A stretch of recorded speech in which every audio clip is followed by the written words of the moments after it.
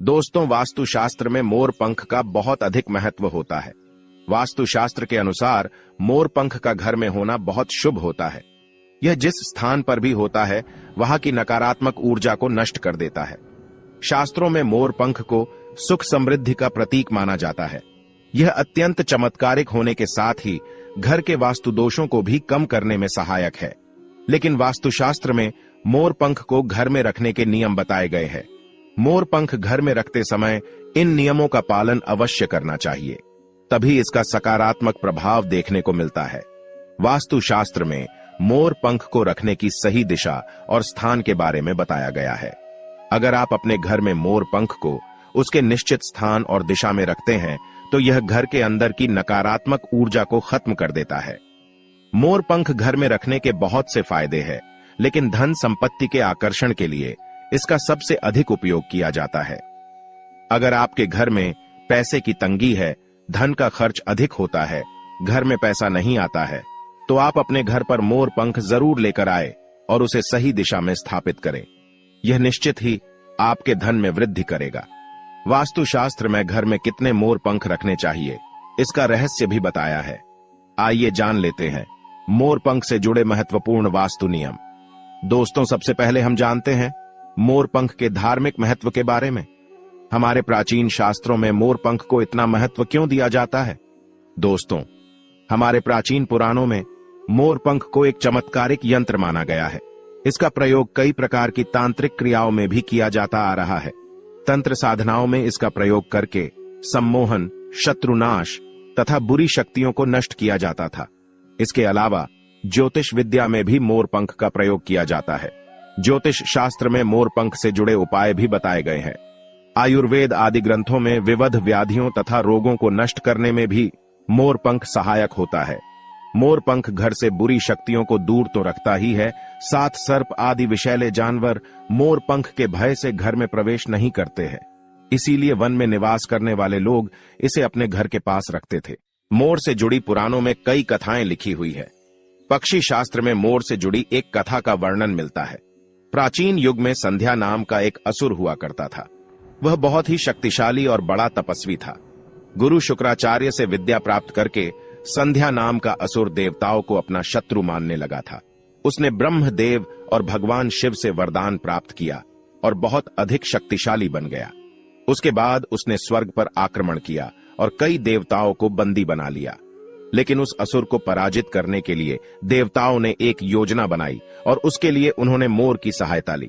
सभी देवता और 9 ग्रह मोर के पंखों में विराजित हो गए, जिससे मोर बहुत ही अधिक शक्तिशाली बन गया और विशालकाय रूप धारण करके उस मोर ने संध्या असुर पर आक्रमण कर दिया।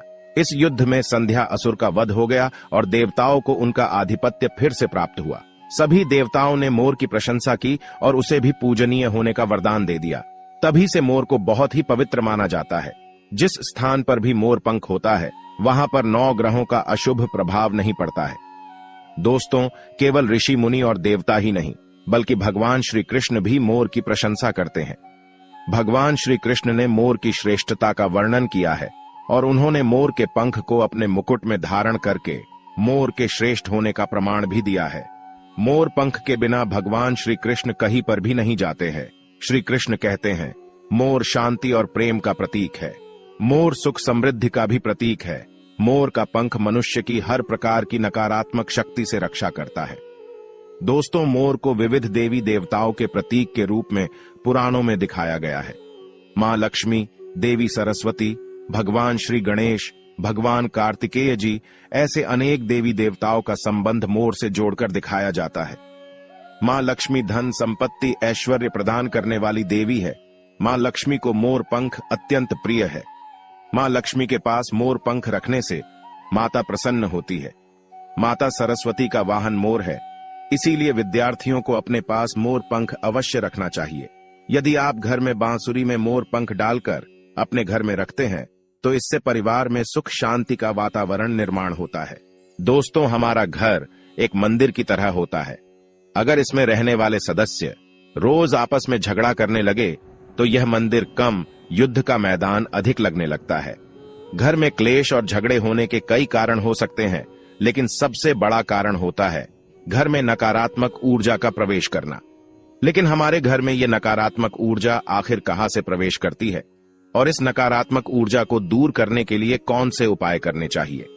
वास्तुशास्त्र के अनुसार प्रत्येक घर में नकारात्मक ऊर्जा फैलाने वाली चीजें मौजूद होती है। इन वस्तुओं के बिना हमारा घर चल नहीं पाता है। इन वस्तुओं को तो हम घर से बाहर नहीं निकाल सकते हैं, लेकिन उस नकारात्मक ऊर्जा को अवश्य बाहर निकाल सकते हैं।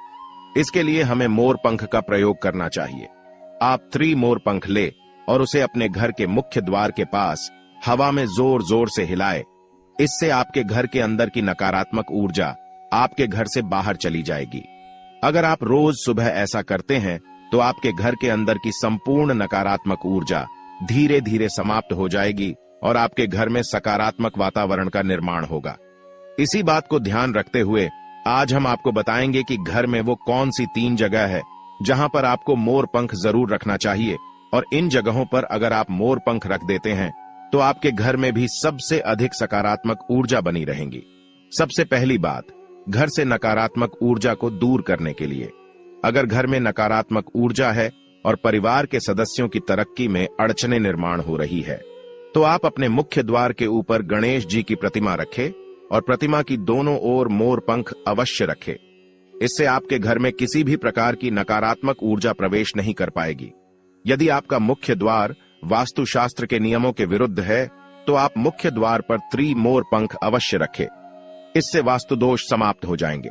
दूसरी बात, ग्रहों के दुष्प्रभाव से बचने के लिए अगर घर के सदस्यों पर ग्रहों का दुष्प्रभाव है अथवा ग्रहों की स्थिति खराब चल रही है तो मोर पंख ले और उस पर गंगा जल अथवा शुद्ध जल का छिड़काव करे।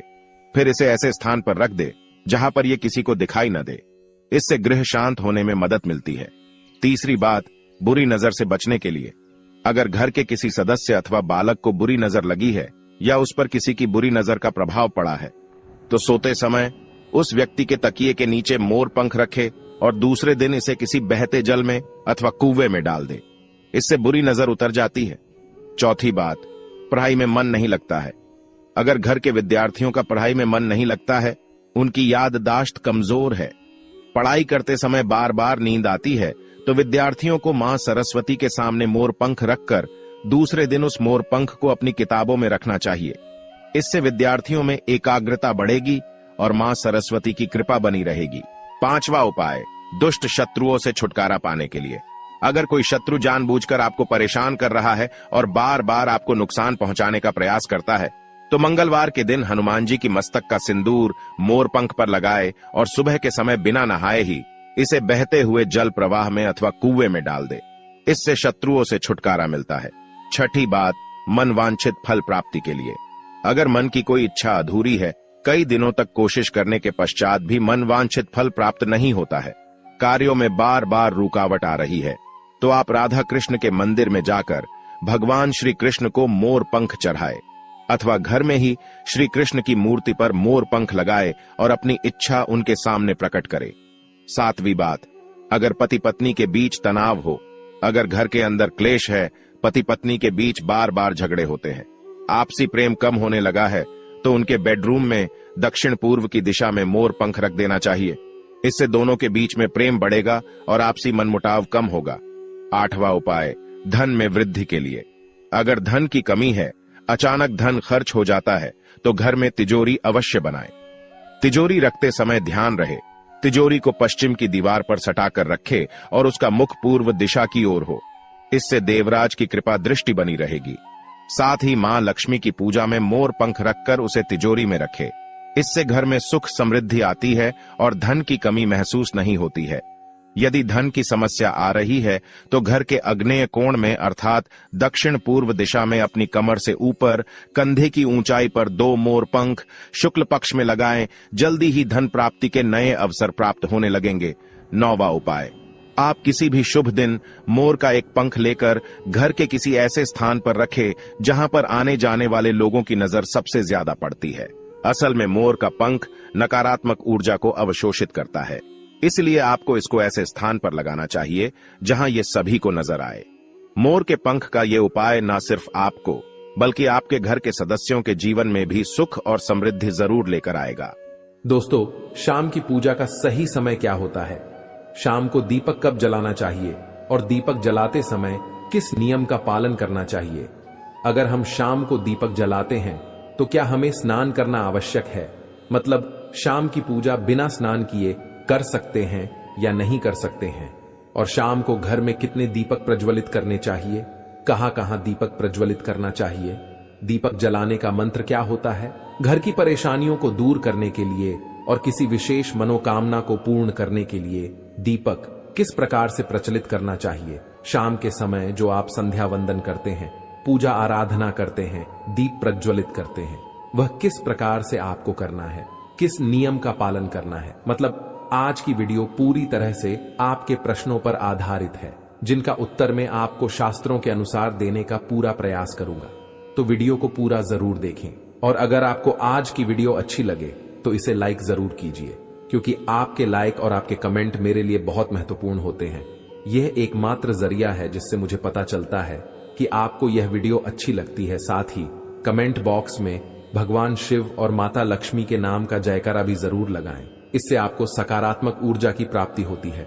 और अगर आपका कोई भी सुझाव हो, कोई भी प्रश्न या कोई विशेष वीडियो देखना चाहते हैं तो उसके लिए भी कमेंट बॉक्स में जरूर लिखें। और हाँ, चैनल पर पहली बार आए हैं, अगर अभी तक आपने चैनल को सब्सक्राइब नहीं किया है तो आराध्य शिव चैनल को सब्सक्राइब जरूर कर लीजिए और बेल आइकन को प्रेस कर लीजिए। इससे यह होगा कि इस चैनल पर जो नई वीडियो अपलोड होंगी वो आपको सही समय पर प्राप्त होगी। तो सबसे पहले बात करते हैं कि दीपक प्रज्वलित करने से पहले, मतलब शाम को पूजा करने से पहले क्या स्नान करना आवश्यक है। देखिए, शास्त्रों के अनुसार पूजा में शुद्धता आवश्यक होती है। तो जब हम सुबह पूजा करते हैं तब तो स्नान करना अत्यंत आवश्यक होता है। सुबह बिना स्नान के पूजा नहीं करनी चाहिए। लेकिन शाम की पूजा आप हाथ पांव मुंह धोकर भी कर सकते हैं, जरूरी नहीं है आप स्नान करें। अब देखिए, आप चाहे तो वस्त्र भी बदल सकते हैं या फिर आप सिर्फ हाथ मुंह धोकर खुला करके भी पूजा कर सकते हैं। जैसे कि आपको शाम के समय पूजा करनी है तो दिन में भी आप शुद्धता का ध्यान रखें। जैसे कि आप जब भी टॉयलेट जाते हैं, बाथरूम जाते हैं, तब उस समय शुद्धिकरण जरूर कीजिए, खुला जरूर करना चाहिए।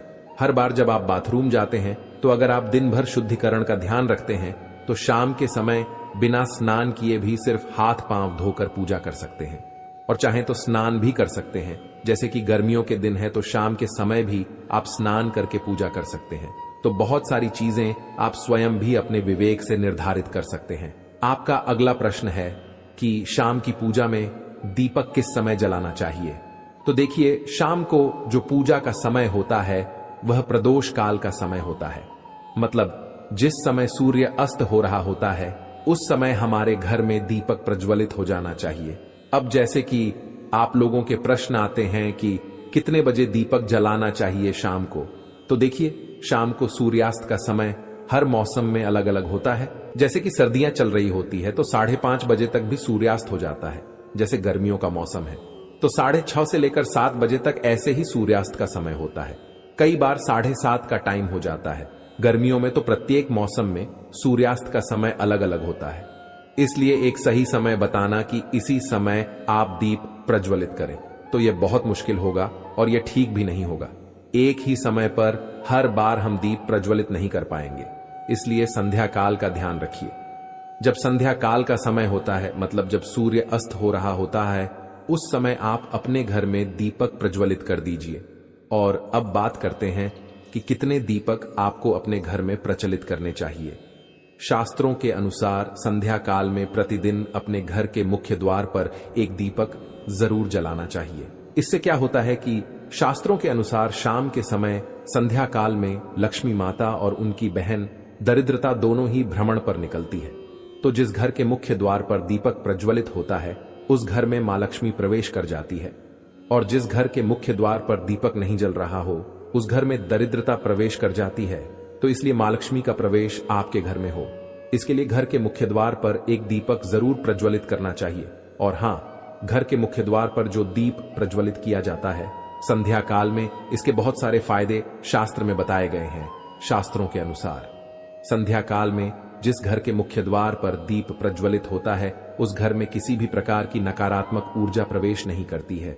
कोई भी वास्तु दोष आपके घर में हो अगर आप मुख्य द्वार पर दीप प्रज्वलित करते हैं तो समस्त प्रकार के वास्तु दोष से मुक्ति मिल जाती है। और अगर आपके घर में पितृदोष है जिसकी वजह से परेशानियां आपके घर में बनी हुई हैं, तो घर के मुख्य द्वार पर जो हम दीप प्रज्वलित करते हैं इससे घर का पितृदोष भी समाप्त हो जाता है।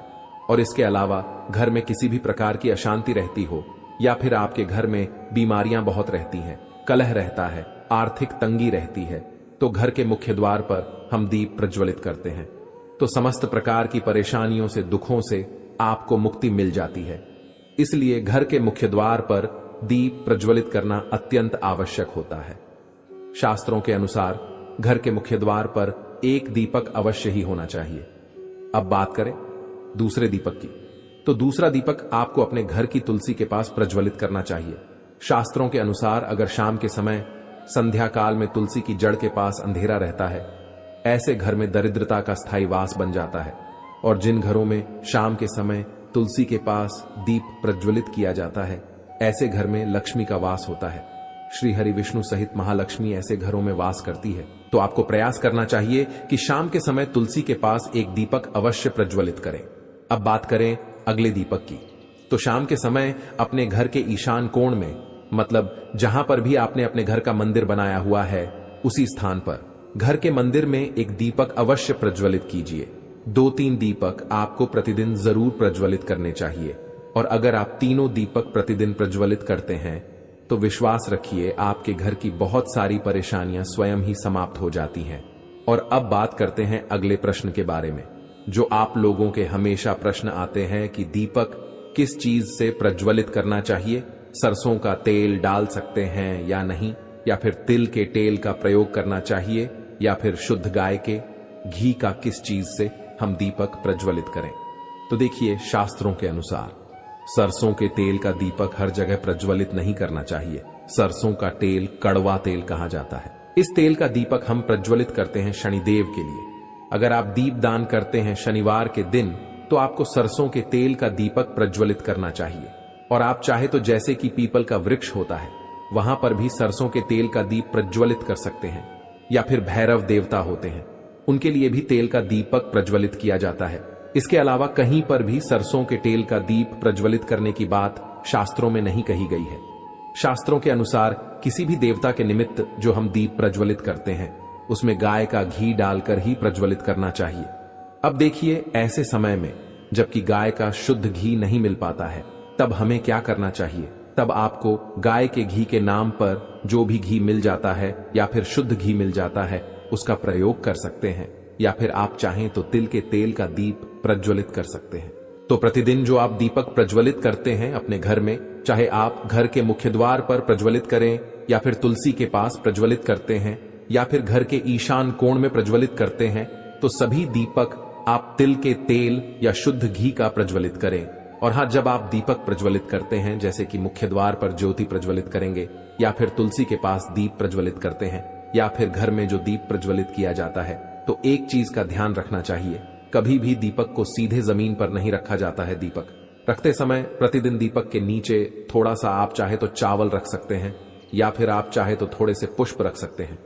और हाँ, अगर आप दीपक के नीचे चावल रखते हैं तो इस बात का आपको ध्यान रखना है कि चावल अखंडित होना चाहिए, क्योंकि ऐसा माना जाता है कि अगर टूटे हुए चावलों का प्रयोग हम पूजा में करते हैं किसी भी प्रकार से, चाहे दीपक के नीचे रखकर करते हैं या फिर अक्षत के स्वरूप में करते हैं, तो इससे घर में दरिद्रता आती है। इसलिए अखंडित चावल होने चाहिए। अगर आप दीपक के नीचे रखते हैं तो, और जैसे कि कई लोगों के प्रश्न आते हैं कि प्रतिदिन जो दीपक के नीचे हम चावल रखेंगे तो उस चावल का अगले दिन क्या करना चाहिए, तो अगले दिन उठाकर आप पक्षियों को डाल दीजिए, पक्षी उसे खा जाते हैं। और घर में जो आप ईशान कोण में दीप प्रज्वलित करते हैं, मतलब घर के मंदिर में जो दीपक प्रज्वलित किया जाता है, उस दीपक को आप किसी पात्र में भी रख सकते हैं। जैसे कि एक छोटी सी प्लेट ले लीजिए, उसी प्लेट में दीपक रख दीजिए और उस दीपक को हम प्रज्वलित करते हैं। मतलब घर के मंदिर में जो दीपक प्रज्वलित करेंगे वह आप किसी पात्र में भी रख सकते हैं, लेकिन सीधे जमीन पर आपको कोई भी दीपक नहीं रखना। इस बात का ध्यान रखिए। और आपका अगला प्रश्न है कि शाम की पूजा करते समय किस मंत्र का जप करना चाहिए। दीप प्रज्वलित करते समय दीप जलाने का मंत्र क्या होता है। तो तो देखिए, दीप जलाने का मंत्र मैं आपको बता देता हूं। आप अगर जप सकते हैं तो जरूर जपिए, लेकिन अगर आप मंत्र नहीं जप पाते हैं तब भी शाम के समय जब आप दीपक प्रज्वलित करते हैं उस समय आप किसी भी मंत्र का जाप कर सकते हैं। जैसे कि आप चाहे तो माता रानी, कृष्ण कन्हैया के किसी मंत्र का जप कर सकते हैं। आपके कोई इष्ट देवता हो तो उनके मंत्रों का भी जाप कर सकते हैं। दुर्गा चालीसा का, हनुमान चालीसा का पाठ करते हुए भी आप दीप प्रज्वलित कर सकते हैं। जरूरी नहीं है कि आप दीपक जलाने वाला मंत्र ही पढ़ेंगे। किसी भी मंत्र को पढ़कर आप दीप प्रज्वलित कर सकते हैं, संध्या वंदन कर सकते हैं, क्योंकि शास्त्रों में कहा गया है कि मौन रहकर कभी भी पूजा नहीं करनी चाहिए। जो भी शुभ कर्म होते हैं वह मंत्र उच्चारण के साथ ही संपूर्ण किए जाते हैं, इसलिए मंत्रोच्चारण आवश्यक है। कोई भी मंत्र जपते हुए आप पूजा कर सकते हैं, संध्या वंदन कर सकते हैं, लेकिन दीपक जलाने का जो शास्त्रों के अनुसार मंत्र है वह मैं आपको पढ़कर बता देता हूं। मंत्र है, शुभम करोति कल्याणम आरोग्यम धन संपदा शत्रु बुद्धि विनाशाय दीप ज्योति नमोस्तुते। दीपो ज्योति परम ब्रह्म दीपो ज्योतिर्जनार्दन दीपो हर्तु में पापम संध्या दीप नमोस्तुते। इस मंत्र का जाप दीपक प्रज्वलित करते समय करने से कहा जाता है कि सभी प्रकार के पापों से मुक्ति मिल जाती है और दीप देवता जो होते हैं वह हमारे जीवन में प्रकाश करते हैं। तो बहुत आसान है। यह मंत्र अगर आप लोग नियमित पढ़ेंगे तो निश्चित ही आपको याद हो जाएगा और दीपक प्रज्वलित करते समय आप बिना देखे भी पढ़ पाएंगे। और अभी आप चाहें तो इसे किसी कागज पर लिखकर रख सकते हैं और घर के मंदिर में ही रख दीजिए जहां पर आपको दीपक प्रज्वलित करना है। तो जब आप दीप जलाएंगे तब आप इस मंत्र को देखकर पढ़ सकते हैं और कुछ दिनों में तो याद हो ही जाता है। तो ये है आज की वीडियो जिसमें शाम की पूजा से संबंधित, शाम को दीपदान से संबंधित संपूर्ण जानकारी मैंने आपको शेयर की है। उम्मीद करता हूं वीडियो आपके लिए उपयोगी होगी। इसके अलावा भी अगर आपका कोई प्रश्न हो तो कमेंट बॉक्स में जरूर लिखें और यह वीडियो आपको कैसी लगी कमेंट बॉक्स में लिखकर जरूर बताएं। मिलते हैं आपसे अगली वीडियो में, तब तक के लिए नमस्कार।